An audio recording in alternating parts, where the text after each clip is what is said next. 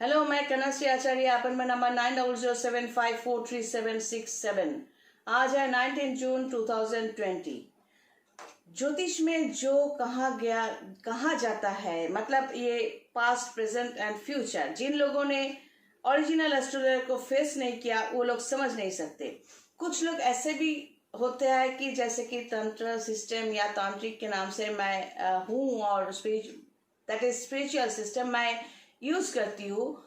तो कुछ लोग ऐसे माने मतलब रेस्पेक्टेड इंसान भी है।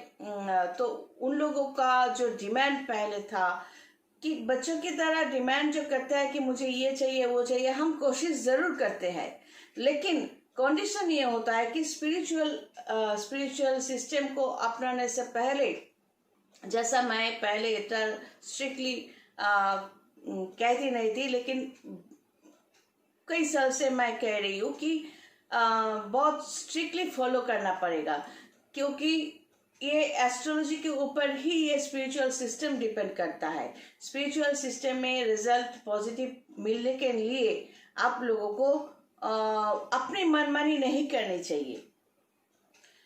तो ये मैं फिर एस्ट्रोलॉजी में आ रही हूँ, लेकिन पहले कुछ बात ये कह दूँ कि अगर एस्ट्रोलॉजी सच नहीं है तो फिर जिन लोगों ने इसको बनाया था, और जो हमारे शास्त्र में दो एग्जाम्पल मैं देना चाहूंगी। जैसे कि ये है कि रावण का जो औलाद है वो मेघनाद, मतलब इंद्रजीत।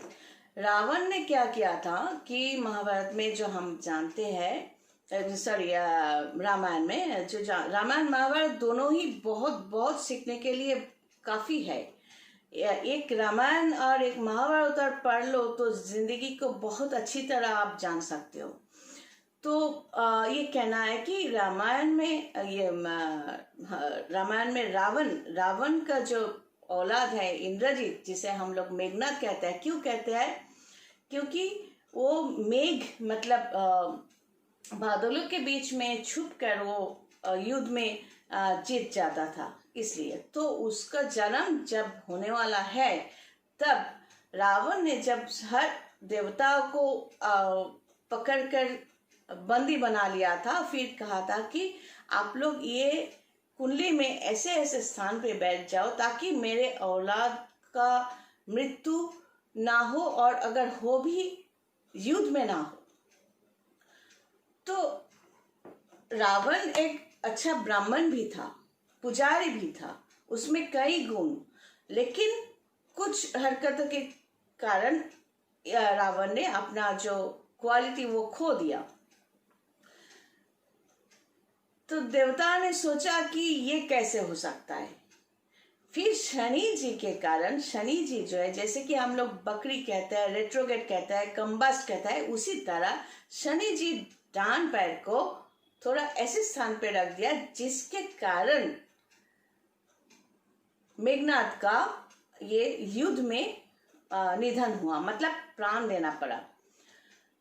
तो इसी तरह ग्रह नक्षत्र के पोजीशन पर डिपेंड करता है कि एक इंसान का जन्म कैसे होगा, फिर उसका जिंदगी कैसे, फिर मौत कैसे। तो अगर इसका एक और भी एग्जांपल मैं दे दूं, वो है जैसे कि हम सभी जानते हैं कि अभिमन्यु जो है, वो जब पेट में था तब चक्रव्यूह में घुसने की जो वे मतलब रास्ता है, वो तो पेट में रहते हुए ही अभिमन्यु ने सुन लिया था, लेकिन निकालने की जो रास्ता वो मां सो जाने की वजह से वो अभिमन्यु को पता नहीं चला।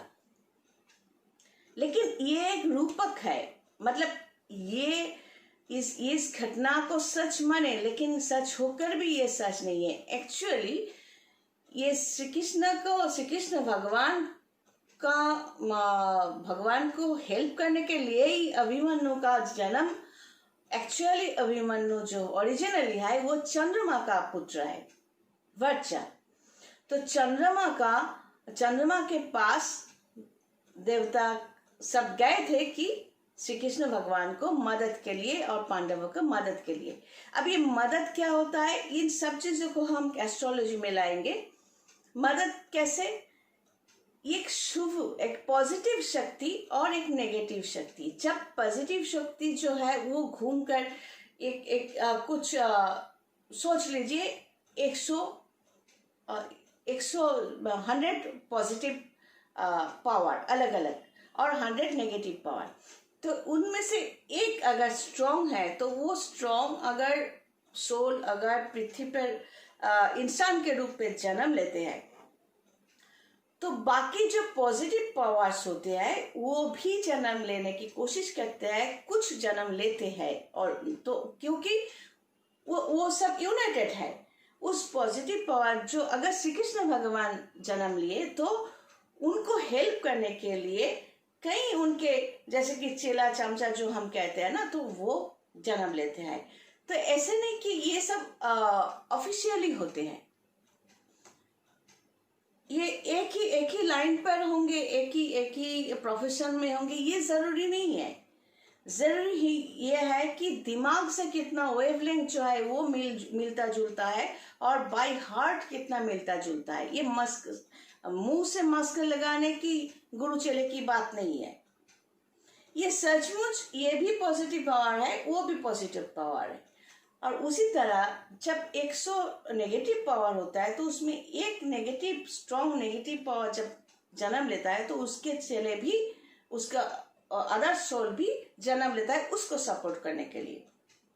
This is the truth.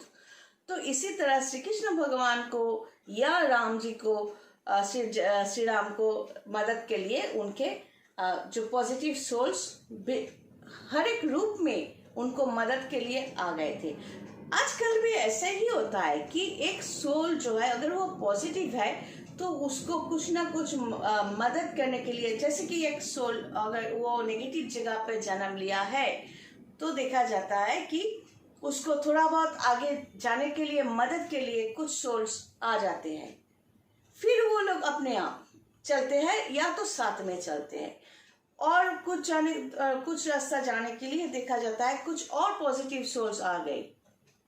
ठीक इसी तरह एक नेगेटिव सोल जब जन्म लेता है, वो किसी भी घर में, अच्छा घर में भी जन्म लेता है, तो उसको मदद करने के लिए और जहन्नम में पहुंचाने के लिए और कुछ नेगेटिव सोल्स आ जाते हैं दोस्तों के नाम पर और उसे मदद करते हैं कि उस नेगेटिविटी पे ढकेलने के लिए।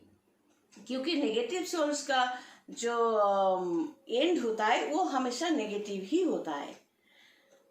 तो यहाँ पे एस्ट्रोलॉजी पे ये कहाँ पर ये सिस्टम है, ये अगर लग्न राशि है, मतलब आप एक के बाद मैं एक आ रही हूँ, बहुत शॉर्ट में कहने की कोशिश करूंगी आज भी, तो बार बार कहते कहते आप लोग समझ जाएंगे। अगर इसको हम लग्न राशि समझते हैं, लग्न या राशि, राशि अलग है जहां पर चंद्रमा होता है उसे राशि समझते हैं, और लग्न जो है चेहरा कैसे हमें मिलेगा।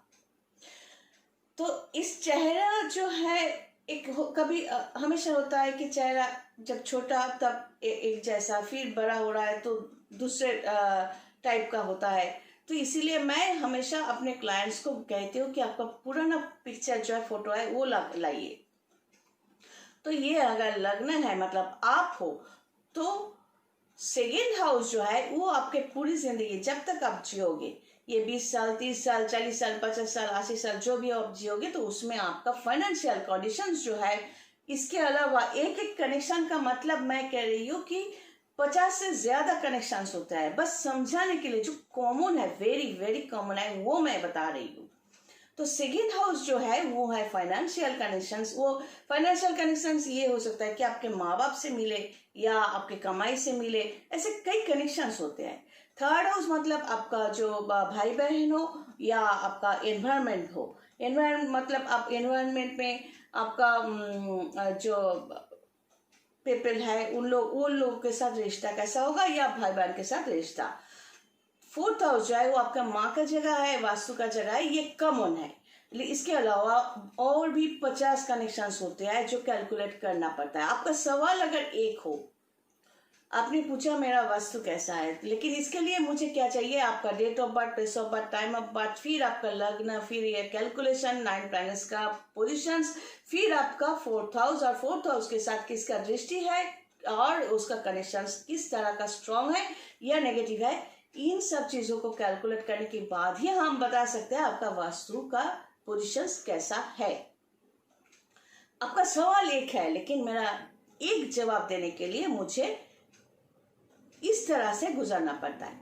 5th हाउस, 4th हाउस तो बता दिया, और 5th हाउस जो है वो है आपके औलाद के जगह। तो आप माँ के पेट में एक फ्लेश ब्लड मीट से बना हुआ एक मांस है, उसको आप ऐसे कह सकते हो, लेकिन उसके अंदर जो सोल है वो कहाँ से होगा? वो आप ही के परिवार से है या वैसे घूम रहा है, ऐसा कुछ अलग सोल है, कुछ भी हो सकता है। तो वो अगर आप लोग सोच रहे हो कि आप अपने बच्चे का भविष्य बना रहे हो, नहीं, आप कुछ नहीं बना रहे हो, वो लिखवा कर लाया है। जैसे कि अच्छे अच्छे लोगों को मैंने बिठा कर कहा था कि आपके बच्चे के बारे में, बच्चा अगर 3 साल का तो या 10 साल किया या 5 साल किया, तो मैंने कह दिया कि ये कनेक्शन है, तो ये क्या आप बनाओगे? नहीं, ये मैंने कैसे कह दिया, ये लिखवा कर लाया है इस बच्चा ने। तो आप इसके लिए कुछ करो या ना करो। अगर करोगे वो भी इसके चार्ट में होगा, नहीं करोगे वो भी इसके चार्ट में होगा। तो उसी तरह तो ये 5th हाउस जो है ये आपके बच्चे का है, और बच्चे के साथ आपके लग्न का जो रिलेशन है, बच्चे के साथ आपका रिलेशन कैसा होगा। आपके साथ अगर बच्चा शत्रु राशि है तो इसे शत्रुजनी कहते हैं, और अगर मित्र राशि है, जैसे कि अगर ये आप राम हो और रावण 5th हाउस में आ गया, मतलब आपके औलाद के रूप में, या आप रावण हो और राम के रूप में 5th हाउस में आपके औलाद आ गए, तो क्या होगा? आंसर आपके पास है। तो ये है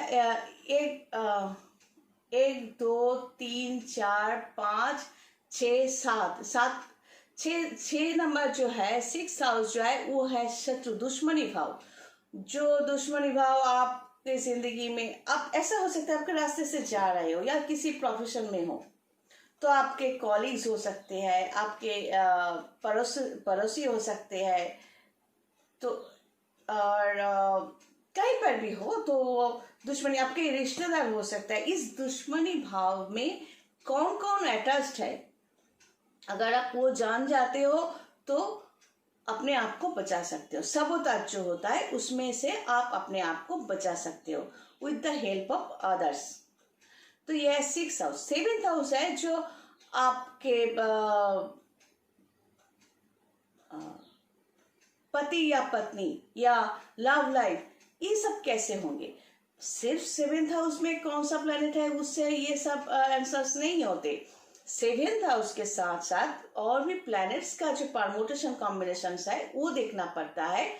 फिर आपके हाथों में कुछ लिखा है उनको देखना पड़ता है, आपके नाखून का शेप, आपके पैर का शेप, ये सब कैलकुलेशन करके हम यकीनन बता सकते हैं कि ऐसे हो सकता है।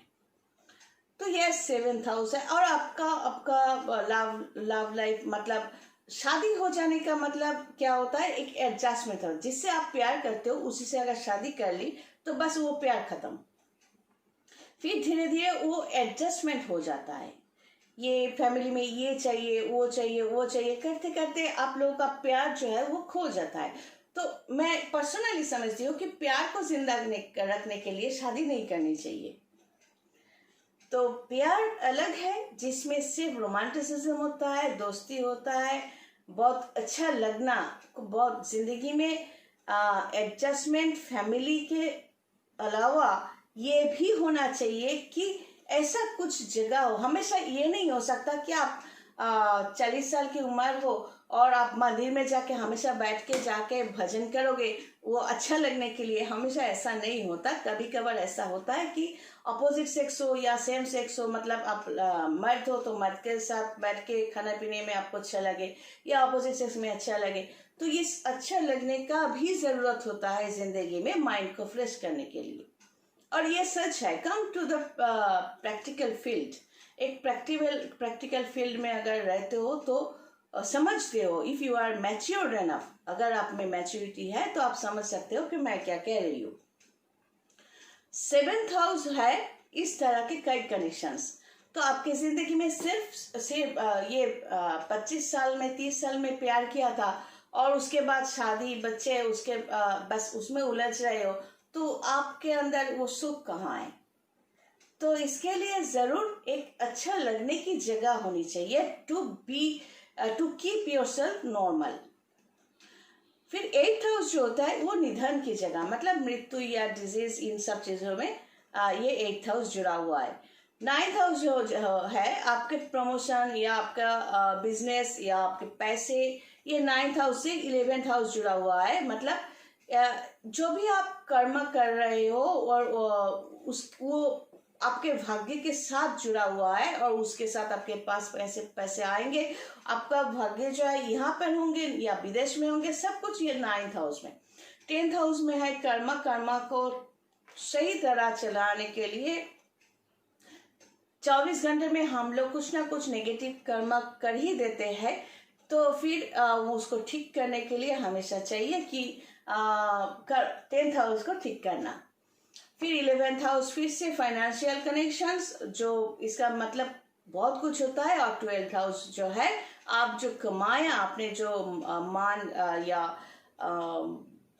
जो कुछ सम्मान या पैसा जो कुछ कमाया वो आप भोग कर सकते हो या उन सब चीजों के ऊपर एक धब्बा लगेगा और आप अंदर ही अंदर बहुत पेन फील करोगे और सब कुछ खर्चा हो जाएगा। Energy loss, money loss, peace जो है मेंटल पीस वो लॉस, ये सब कुछ लॉस के खाते में जाएगा कि नहीं, ये सब कुछ। और हेल्थ जो है, एक अच्छा हेल्थ वो भी लॉस, सब कुछ ये 12th हाउस से जुड़ा हुआ है। जैसे कि 12 के साथ 6 मिल जाए तो एक कनेक्शन, एक हाउस का कनेक्शन ऐसे हम लोग निकाल लेते हैं और ये सच होता है। तो जिंदगी में क्या होता है इसमें, ये जो स्प्रेड द प्यार, मतलब स्प्रेड द लव बोलने का मतलब ये होता है कि हमेशा जो थॉट्स जो होता है आप कैसे सोचोगे। अगर आप हार रहे हो जिंदगी में, तो अगर आप सुसाइड करने के लिए सोचोगे, सुसाइड तो बाद में आता है, पहले होता है पेसिमिज्म, फ्रस्ट्रेशन। पेसिमिज्म मतलब हम ये कर नहीं सकते तो रुक जाना, फिर फ्रस्ट्रेशन, फिर वहां से सुसाइड। तो ये जो होता है ये नॉर्मली क्या होता है, चंद्रमा के पोजीशन के ऊपर डिपेंड करता है। चंद्रमा अगर नेगेटिव पोजीशन में होता है तो ये सब नेगेटिव थिंकिंग जो है दिमाग में बहुत आती है। लेकिन जो पॉजिटिव होते हैं, पॉजिटिविटी लग्न या राशि के ऊपर हो तो वो इंसान हमेशा हर फील्ड में वो पॉजिटिविटी निकल कर ही छोड़ता है। और this is the strength of ascendant, मतलब लग्न या राशि। ये सब आप लोग शायद नहीं समझेंगे, लेकिन ये सच है कि with the help of counselling, जैसा मैं काउंसलिंग भी करती हूँ, तो आज तक कई जो क्लाइंट्स हैं उन लोग को, वो लोग अच्छे हैं। जब टूट जाते हैं इस लॉकडाउन में भी वो लोग मुझसे मिलना चाह रहे हैं, इतना भरोसा है। और मैं शुक्रगुजार हूँ भगवान को बुला रही हूँ या बोल रही हूँ कि ये भरोसा जो है ये मुझ पर बना रहे। और सबके लिए कहूँगी कि हमेशा बी पॉजिटिव। जिंदगी में अप्स एंड डाउन्स हमेशा होता है, कभी सोचिए मत, जब जो करना होता है तो कर दो ताकि मन को शांति मिले। जो बोलना होता है बोल दो ताकि मन को शांति मिले। इसे अगर सामने का जो इंसान आपने कह दिया, अगर आपके सामने का इंसान मैच्योर्ड है, हमेशा ऐसा देखा जाता है कि हम लोग समझता है कि बच्चे का माँ बाप है इसलिए शायद वो लोग समझदार होंगे, या इस एक अच्छे रैंक में है ये इसलिए ये लोग समझदार होंगे। ऐसा नहीं होता, इमेच्योर भी होते हैं। माँ बाप बनने से कोई हमेशा सब मैच्योर हो जाते हैं। मैच्योरिटी एक अलग चीज है। एक बात को किस ढंग से आप समझोगे, इस जो समझना, इट डिपेंड्स ऑन दैट लग्न राशि। ये समझना चाहिए कि आप एक घटना को, एक बात को कैसे समझोगे। So always try to be positive and spread positivity, और मैच्योर पीपल को ढूंढने की कोशिश करो, क्योंकि इमेच्योर लोगों से बात करोगे तो वो लोग उल्टा समझेंगे। अगर एक बार भी समझ में आ जाए कि ये इमेच्योर है, हो सकता है दे कैन बी पेरेंट्स, वो लोग माँ बाप बन चुके हैं, लेकिन इसका मतलब ये नहीं कि हमेशा माँ बाप बनने से कोई मैच्योरिटी रिफ्लेक्ट करेगा, ऐसा नहीं भी हो सकता है। तो इमेच्योर लोगों से थोड़ा दूर रहो, तो वो, क्योंकि वो लोग नेगेटिविटी थ्रो करेंगे। तो हमेशा be positive and spread positivity and mix up with mature people, so that you can make yourself happy. एक एग्जाम्पल है कि अगर किसी से आप पूछो ना कि आपके जिंदगी में इम्पोर्टेंट कौन है, तो as of 25 or 30 anybody will say this people or that people, or that person can say about love life, lover, etc. But the fact is, जब अगर 40 साल के हो तो बच्चे के लिए बोलोगे ये मेरे लिए इम्पोर्टेंट है, वो मेरे लिए इम्पोर्टेंट है। बट ये एक बहुत पॉइंट है कि जो इंसान खुद को ज्यादा इम्पोर्टेंस नहीं देता, तो उसके लिए कौन इम्पोर्टेंट है ये जवाब सुनना भी जरूरी नहीं है। First try to make yourself important for yourself, then you can say this person and that person is important for me. God bless and take care.